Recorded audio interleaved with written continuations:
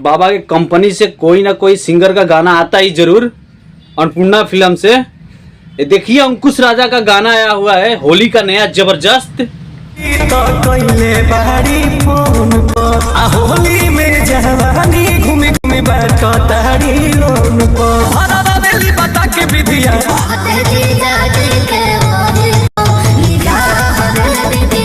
अरे कहना क्या चाहते हो? देख लिए भोजपुरी इंडस्ट्री में भाई अखिलेश बाबा ना लेखक के मामले में सबसे आगे हैं। एक कृष्णा बेदर्दी और अखिलेश बाबा चाहे कोई भी सिंगर को गाना लिख देते हैं ना हिट हाय हाय का स्टाइल हिट हो जाता है भाई।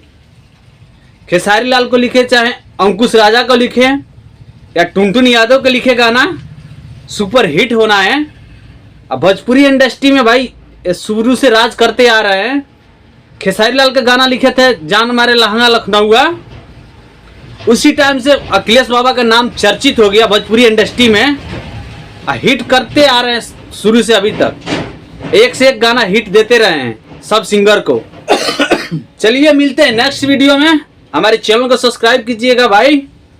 अंकुश राजा का गाना जाकर जरूर सुनिए। मिलते हैं अगले वीडियो में। बाय।